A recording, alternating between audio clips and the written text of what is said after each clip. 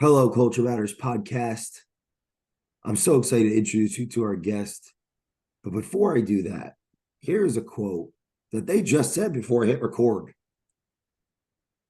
We built everything as if we were a 50-person company. Brian Hess, our dear friend of the Culture Matters podcast, Brian Hess, founder of the Pavement Group, top contractor school, the man, the myth, the legend, the father, the friend. I could keep going, but we have to unpack. Thank you for coming back to the show. And we built everything as if we were a 50-person company. What was the context of what you were talking about? What does that mean? Well, I think, vision is an interesting tool. It's an interesting perspective to have when you start a business. And for me, I always imagine, having a large organization of people, what that would look like, what that would feel like, and what that would require. And so from day one, man, everything that we did, when we set up the phone system, we had, 6 or 7 different prompts, but they all went to the same person in the beginning, right? And it was press 1 for sales, press 2 for operations, press 3 for scheduling, press 4 for, but they all went to the same person. But it was that vision. And I, now looking back at it, man, it's like, that really did like pull people into the belief. It was like, those extensions need to go somewhere. How do we get those people? How do we do it? And we were just talking about this as a company this week. I can remember the projects. I can remember the deals that closed that allowed us to hire specific people, like what deal was it that unlocked the ability to get Mike here? What deal was it that unlocked the ability to bring Eli?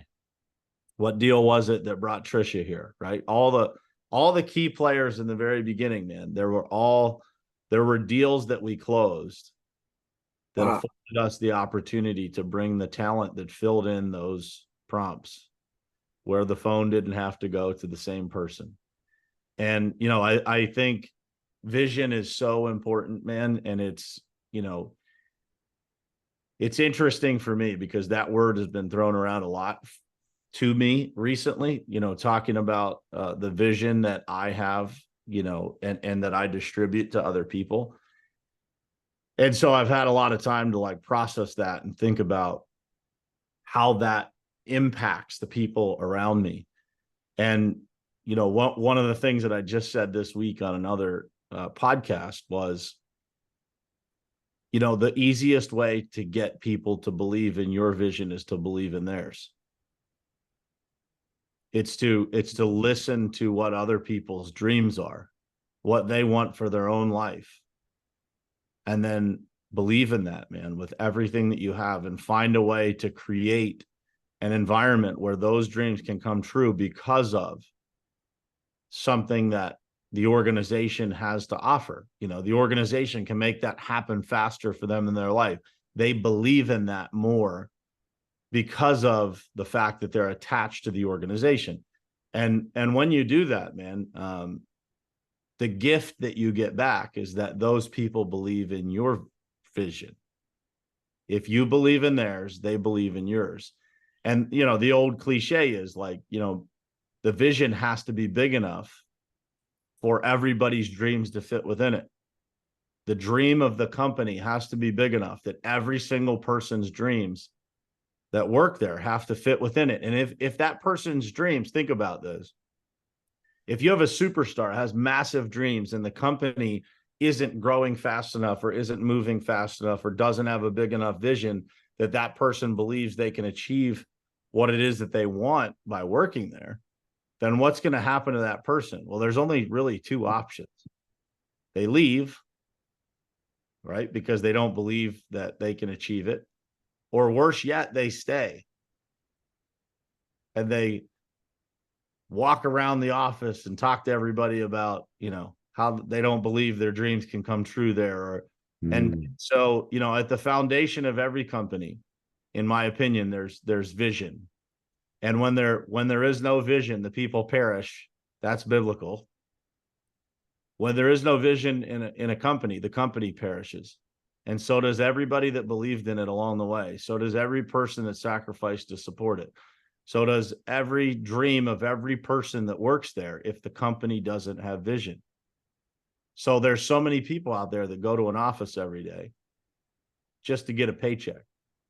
And they don't feel like that place has vision. And they don't feel like their dreams are going to be accomplished faster because they work there.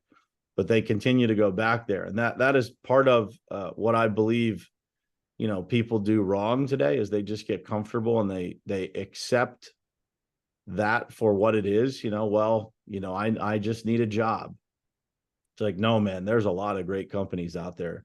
If you need some help finding a company that has some vision, shoot us a DM. We'll figure it out.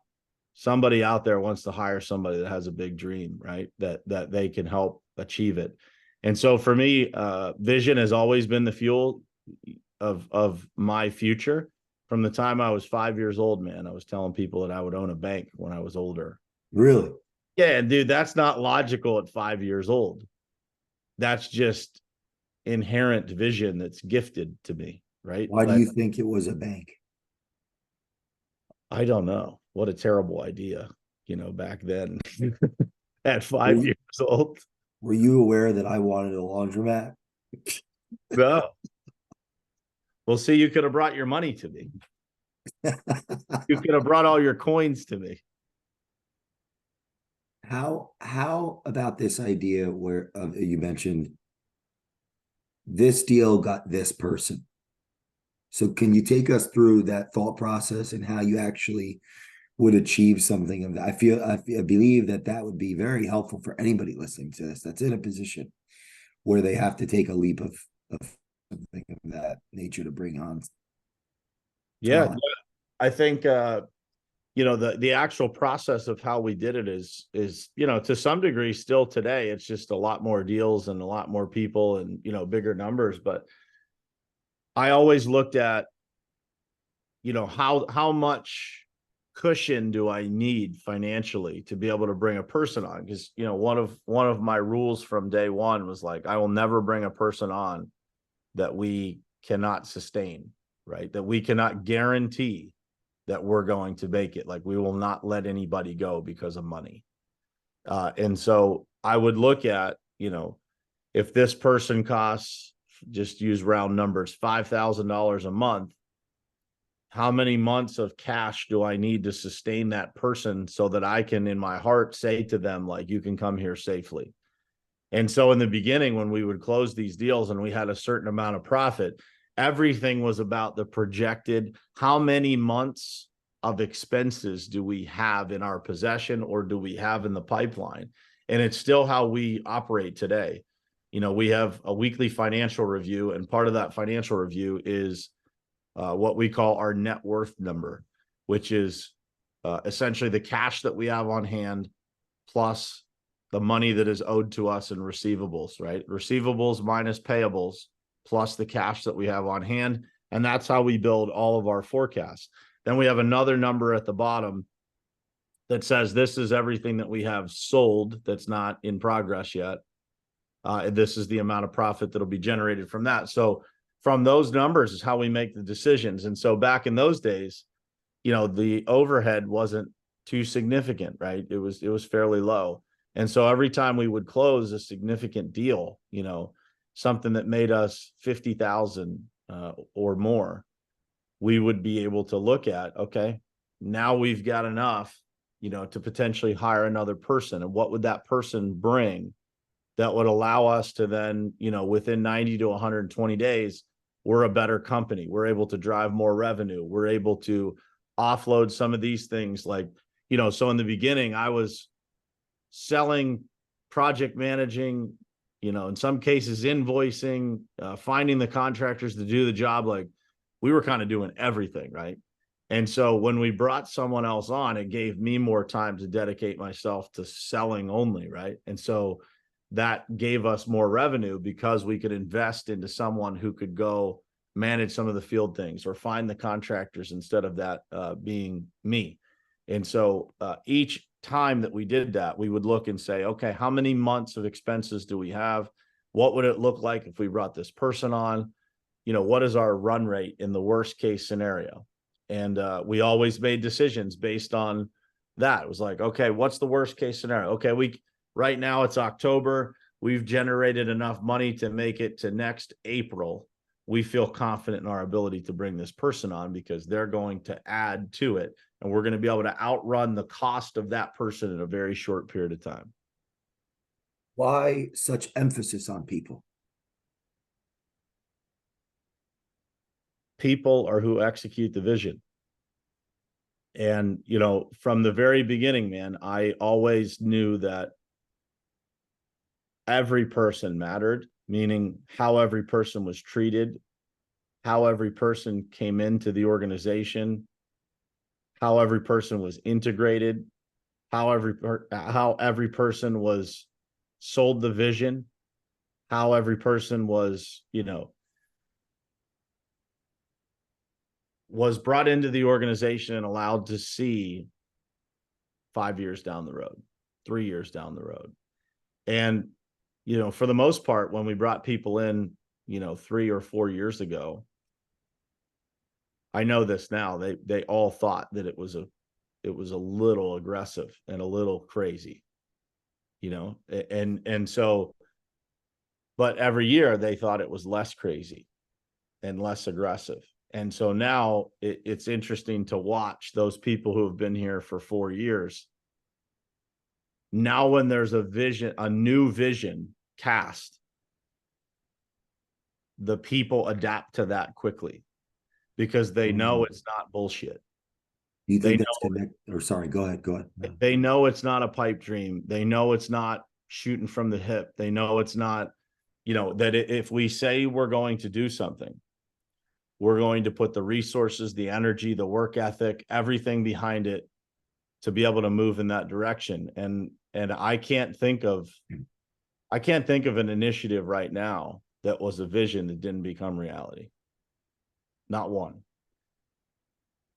Would you say that that's anecdotal evidence that trust creates speed?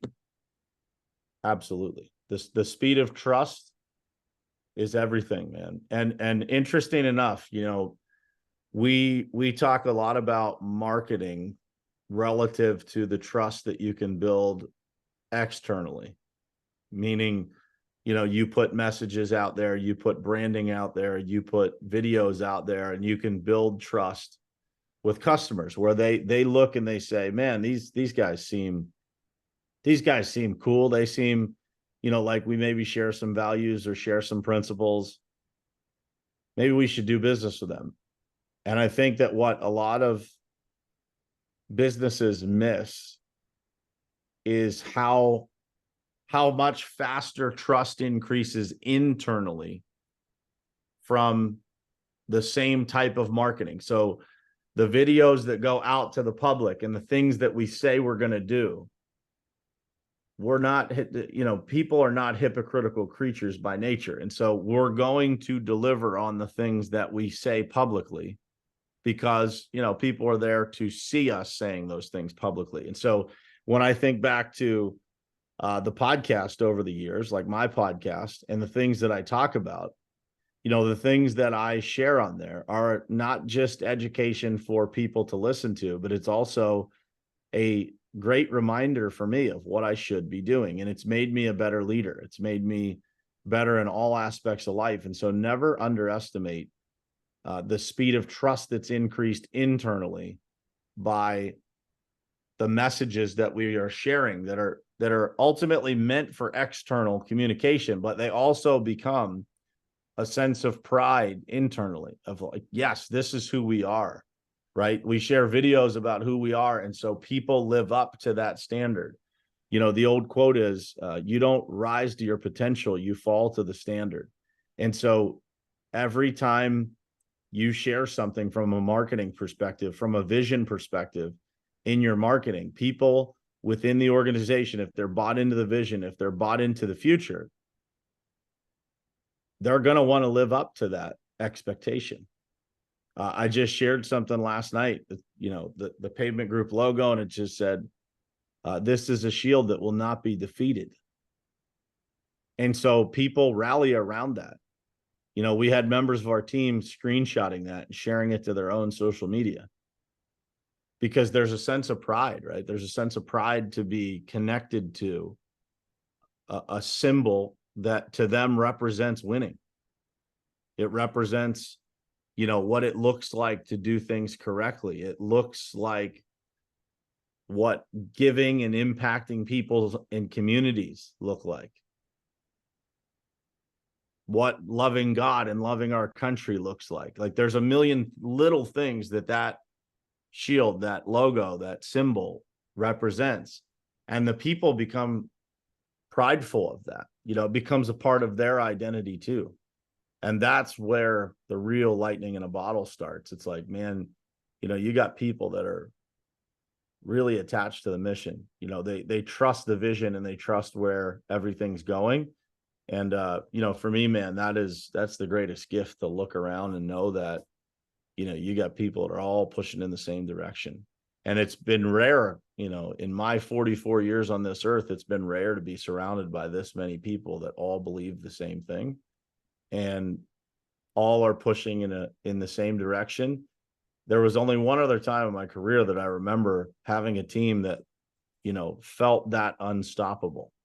Like, you know, like, man, it would take a lot to take this down. And little by little, man, you know, that trust continues to solidify more and more and more. And so, you know, the people that enter the business are more aligned with the culture than they've ever been. The vision is adapted and believed in faster than it's ever been. The people are, you know, wanting to move in different directions within the company that are, you know, more in line with their gifts faster than ever before. Now, that all presents different challenges, right? But they're all good challenges. And that's, you know, that's what we're looking for, right? We talk about that on our leadership call often. It's like, challenges are unavoidable. Adversity is unavoidable, but let's make them the right challenges. You know, if we're dealing with people that want to, you know, move on from an entry-level position to another position faster than ever before, well, that's a good problem, right? It's still a challenge, but it's a good problem where we have, you know, a vacuum of people that want to rise up in the organization. That's all attached to everything we're talking about here. It's the vision, you know, the connectivity, the messaging, the belief, the mission, the purpose. How do we prove to the listeners that culture actually is more than just beanbags and ping pong, that it actually works, it actually builds shareholder value? If you like, how can we actually prove that? Our office is at 6041 Wallace Road Extension, Suite 300, Wexford, Pennsylvania. You can stop by. Yeah, I mean, I say that tongue in cheek, man, but it's true. I just don't believe there's any way that we would be anywhere near accomplishing what we have accomplished.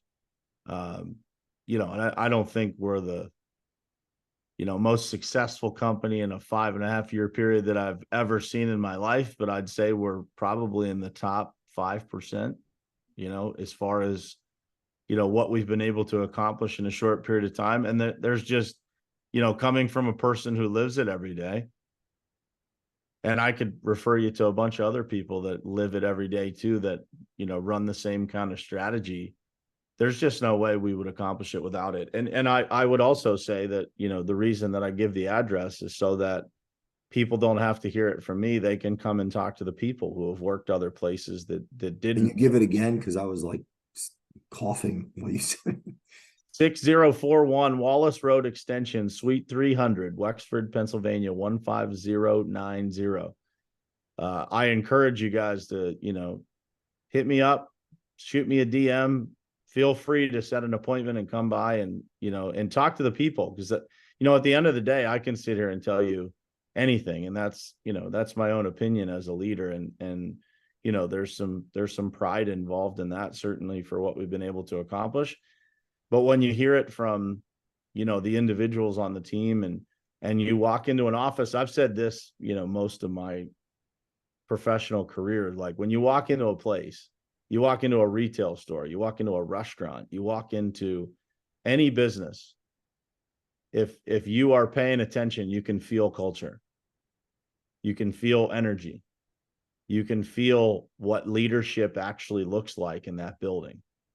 Yes. And so, and by the way, by leadership, I don't mean the person at the top of the organizational chart.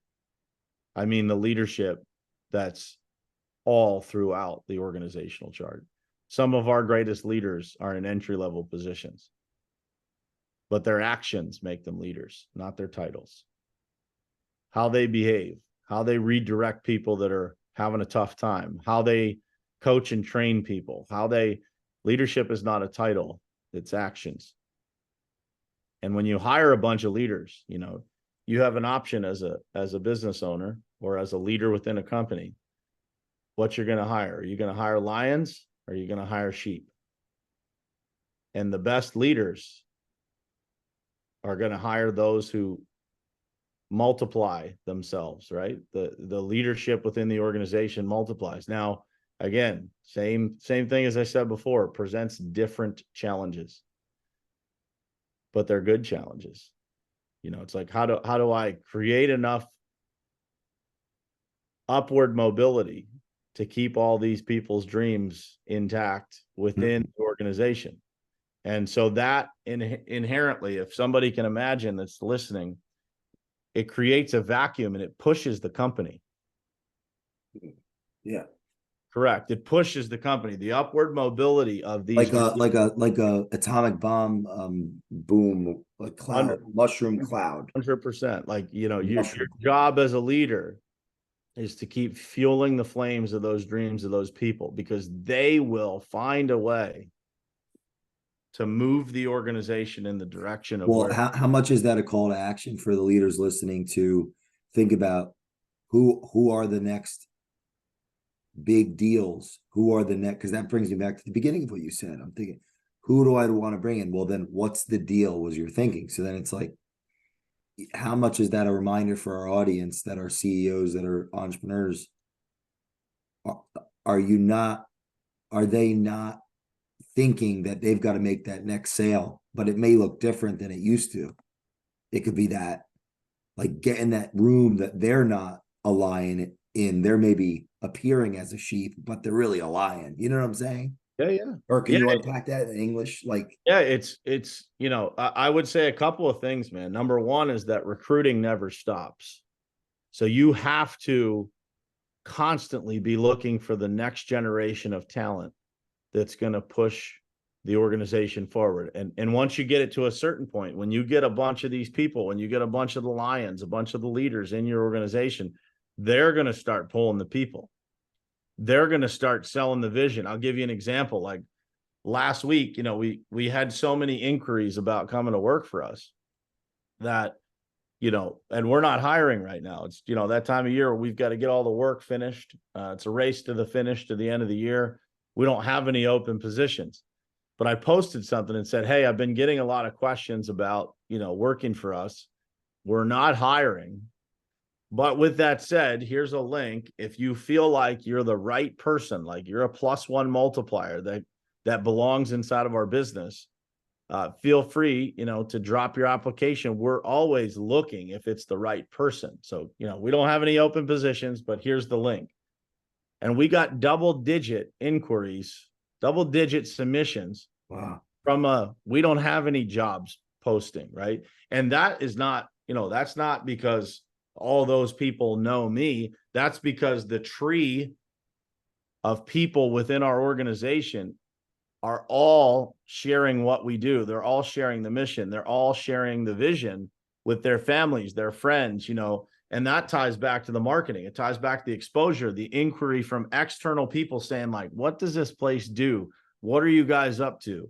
And so they answer the questions and now people are interested. And so, I think it's so important for leaders to never stop recruiting. And it's also important for leaders to never, ever, ever stop inquiring about what people's dreams are. Because, I've watched this in our company, like the person that shows up at our door has completely different visions and dreams for their life on that date than they do in sometimes 3 or 6 months, because now they've been plugged into a dream factory that people can look around and say, dude, I think I can accomplish anything here. With the help of these people that all believe in me, with the support of the leadership within this organization, the visions that we have as a team, I think I can do this. And so as a leader, it's important for you to check in on those visions, on those dreams, and make sure that your vision continues to expand with theirs. And if it doesn't, you got a problem. And for the listeners out there, we've had 0 people choose to leave our organization in 5.5 years. 0 people have chosen to leave. We've graduated some, or we've asked some to leave. Not very many, but we've had 0 people choose to leave. And to me, that's a real source of pride for our company, because that tells me that all of the people on the leadership team are listening, and that the people are believing that they can accomplish those things that they want to accomplish by staying here.